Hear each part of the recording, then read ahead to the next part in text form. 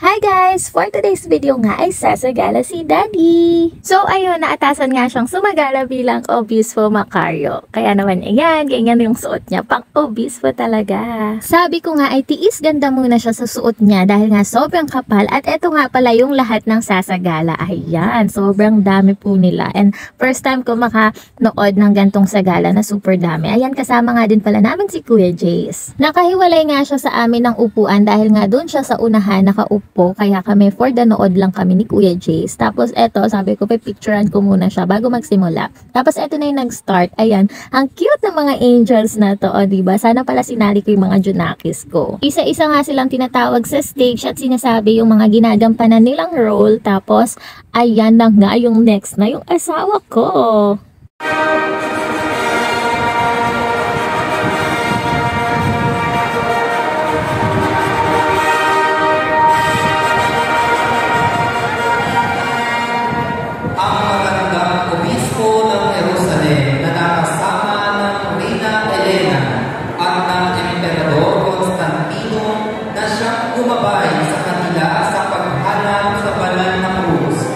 Siya ay kinakatawa ni Brother Jervis Allen Hermino mula sa Lane Ministry ng Trinta.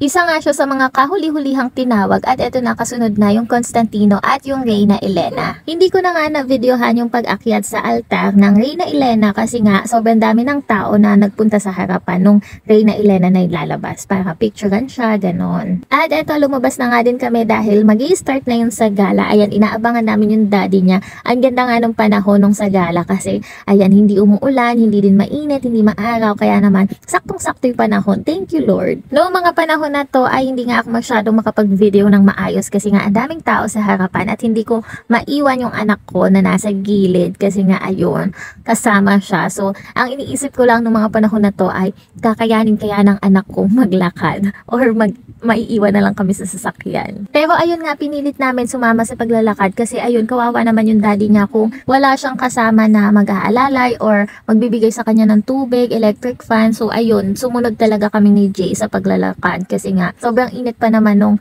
suot niya. Sobrang kapal pala talaga ng sinusuot ng obispo, pati mga pari. Kaya naman saludo sa mga pari at obispo kasi natatagalan nila yung ganong suot and talagang kailangan nila lagi ng electric fan kasi mainit talaga. So ayan na nga, after 99 years lumabas na din si daddy. Sobrang dami talaga nitong sagala na to, as in sobrang daming sumagala. Grabe. First time ko talaga makanood ng gantong kabonggang sagala, as in yung sobrang daming gumanap. So ayan, may mga kasama din naman siyang mga lalaki na sumagala kaya naman hindi siya naiilang. Tapos ayan nga yung float nung Reyna Elena, sobrang ganda. Ang daming bulaklak, ang ganda. Kasunod nga siya ng Reyna Elena kaya naman ayan, nasa unahan siya ng Reyna Elena at Constantino. Ayan na nga, malapit na siyang palakarin. Actually, nakapaglakad na yung iba, so sila na lang yung hinihintay. Medyo nagpauna na nga kami ni Kuya Jace para nga ma-videohan namin yung paglalakad ni Daddy. Actually nga, nung time na to ay inaantok na talaga si Kuya Jace, as in patulog na siya dun sa misa kanina, kaya lang pinilit ko siya na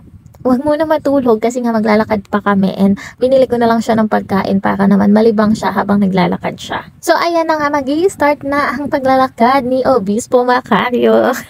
Hindi ko nga alam kung makakapag-video pa ako habang naglalakad kasi nga akay-akay ko ang aking Junakis at eto nga, may bit-bit akong malaking bag kaya naman ang bigat-bigat ng aking bit-bit, tapos maglalakad pa ng malayo dahil nga may dala akong mga tubig, bimpo, electric fan. Grabe, mommy yan, assistant yarn talaga. Ang ginagawa nga naming technique dito ni Kuya Jace ay nagpapauna kami, so sinasabayan namin yung mga bandang nasa unahan na sumasagala.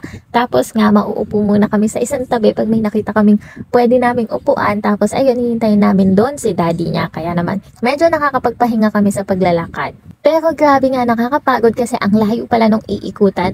Buti nga yung anak ko ay hindi napagod. Grabe, may energy pa talaga siya. Ayan, nakita nyo naman, inabot na kami ng gabi. And after nga namin sumagala, ayan, nagutom na talaga siya. Kaya naman bumili na kami ng pagkain habang hinihintay namin yung daddy niya sa sasakyan. So dito ko na nga tatapusin ang aking vlog. Salamat sa panonood. Bye guys!